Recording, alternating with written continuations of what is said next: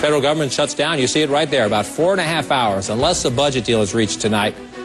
Negotiations under that Capitol dome you just saw. Let's bring in two members of the House, talk to them about this stalemate. Congressman Karen Bass is a Democrat from California and a member of the House Budget Committee. Congressman Alan West is a Republican from Florida who's a member of the House Armed Services Committee and the House Tea Party Caucus. Both are freshman members of Congress, so this is, for better or worse, Congressman, Congresswoman, your first go-around in House. Sometimes Washington doesn't seem to quite work well. Congressman West, I want to come to you first, because you've heard the narrative from the Democrats in recent days that this deal would be done already, except the new Tea Party guys, conservatives like you, who said you were going to come to Washington and dramatically cut spending, have a straitjacket on your speaker. Is that right? Well, I don't think we have a straitjacket on our speaker, and I think that when you look at the epic proportions of the problems we have here in Washington, D.C., the past 3 years we've had deficit spending of $1.42 trillion, $1.29 trillion, and now it looks like $1.65 trillion. In the month of February, we had $223 billion deficit spending, the shortest month of the year, and we're spending about $4 billion a day. So the $61 billion number, you know, it really is a raindrop in the ocean when you look at the grand scheme of things. And if the final number, Congressman, is 39 billion, stick with Congressman West for a minute. If it's 39 billion, would you support it and then carry over your other arguments to the real fight, which is the big budget fight that comes next? Or would you say, no, not enough?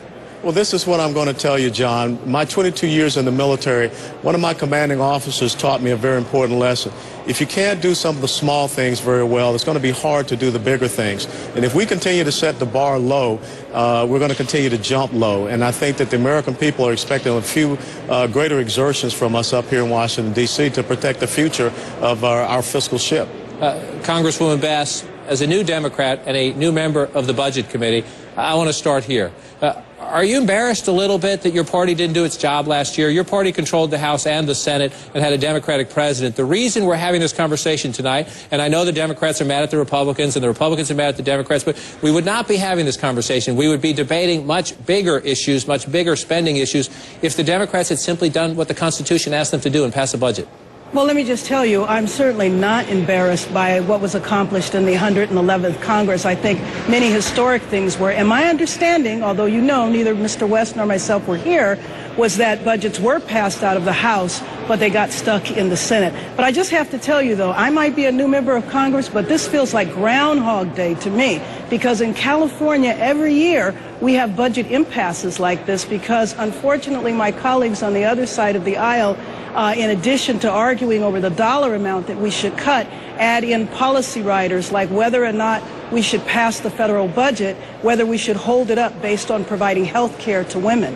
And so I think it's really shocking. I'm hoping that that's off the table, and I'm hoping in the next few minutes we will hear that a deal is reached. Well, let's stay with Congresswoman Bass for a second. We are now 4.5 hours away. On a scale of 1 to 10, 10 being a shutdown, how likely do you think it is that the government will shut down tonight? Well, I just have to go in the middle. I do think that 4 hours is enough time to come to a deal. What I understand is that the dollar figure has been agreed to. But you know, one thing that I would ask my Republican colleagues, why don't you empower your speaker? Why don't you let your speaker go to the White House, make a deal, and understand that whatever deal he comes to, it should be okay? That's what we did in California when I served in that position. And it seems as though he's not being given the authority from his caucus. Because every time we hear that a number has been agreed to, and then he comes back and it falls apart. Well, I think they need to empower him. Let's explore that with Congressman West. Congressman, you have been somebody, I'm not going to say you're mistrustful of the leadership, but you have promised to hold their feet to the fire, if you will, on spending issues. Has the Speaker come back from a White House meeting or a meeting with Leader Reid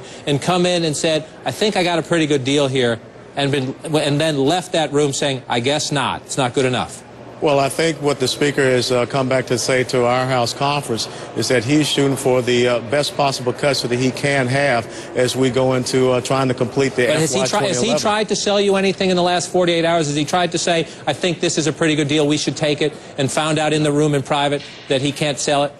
No, he has not come in and given us any dollar amount or any number figure. And he said that everything pretty much so has been agreed upon with the policy writers. It is now about the spending number. And I have to go back to, I guess, what Karen just said. You know, we are trying to empower our speaker. And the most important thing we're trying to do is to empower him to understand this. When we talk about the future for our children and grandchildren, if we don't do anything about this fiscal situation in America, even the CBO this last week said we could be heading to a fiscal Armageddon. It's not the only issue, but this abortion rider, denying money to Planned Parenthood through Title X, has become one of the hiccups. Some indications tonight they might be close to a resolution on that. But Congressman West, to you first. There are two ways to look at this. Number one, again, the Democrats could have passed a budget. We wouldn't be having this conversation. You would be maybe adding that to next year's budget. But you could look at it this way. You're coming into a mess and a temporary spending measure. Let's leave the ideological stuff out, find a spending cut number, and move forward. And do it in the big budget. Or you can say, hey, we just won an election. We ran as conservatives. What do you expect us to do? Every time we get an opportunity, we're going to advocate our positions. In terms of the prospect of a government shutdown in less than 4.5 hours, what choice would you make when the American people are watching and trying to figure out if their government's going to shut down tonight? Keep the social stuff in or save it for a longer, bigger fight? Well, John, the thing is, it's not a social stuff for me. It is once again about reducing the size and scope of the federal government. Planned Parenthood is $1 billion, supposedly not-for-profit organization. The federal government provides about $363.2 million to it, but yet they continue to report excess profits. Recently in 2008, $110 million. So this is about, let's talk about being good stewards of the American taxpayer dollar. That's what I am focusing on, just the same with NPR. So I am not looking to take away any women's health services. I really feel that offensive because I've been married for 21 years and I have 2 teenage daughters. And Congresswoman Bass, I want to turn the tables a little bit. I completely respect everybody's right in the system to argue their position, to push their position, and sometimes on both sides, I'd say it's almost equal blame, at least by my count this week. The hyperbole sometimes goes a bit beyond. But let me flip the table. Imagine that you were coming in, the Democrats had just won the majority, and a Republican Congress had defunded Planned Parenthood last time, and you had an opportunity right now as a supporter of that funding to put it back in. Wouldn't you be arguing to put it back in, just like the Republicans are arguing to take it out? Absolutely, I would be arguing to put it back in. But so you have no problem. So philosophically, you have no problem with what they're doing. Wait a second, I absolutely, because I don't believe that that's the issue. What Mr. West just said is about the $387 million that the U.S. pays towards Planned Parenthood. If it's about $387 billion, we can find $387 billion in a lot of different locations. And it's not about an abortion rider. It's about a rider for women's health. You're talking about mammograms, cervical screening, hypertension, etc. That's what happens at Planned Parenthood. Then let me come. That's an excellent point you make. It's $300 million with an M, somewhere in the ballpark, 300, somewhere in there. So if that's the point, to both of you, and ladies first here as we close the conversation, why can't, let's take that. So it's $38 billion.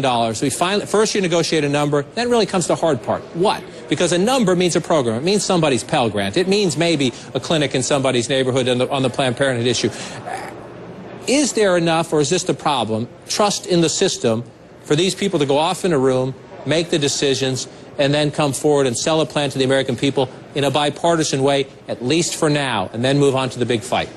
Well, I think that that's exactly what we should do. I think when it comes to the bigger issues, whether we are talking about Planned Parenthood, NPR, or whatever, we should deal with those issues in the larger budget. You know, all we're trying to do is solve a 6-month problem. We are, and I'm in the budget committee, so you know we're looking at 2011 and 2012. That's where those bigger issues need to come up.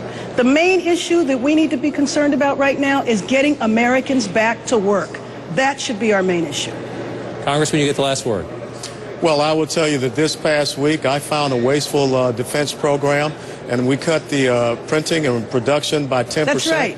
Congratulations on that. Absolutely, and it passed unanimously in the House, 393 to 0. So if you have 434 or however many additional members from some of the territories that were going into this federal government budget and finding those wasteful programs, think about how much we could save. Because in the course of 5 years, the cut that I found saves the American taxpayer $180 million.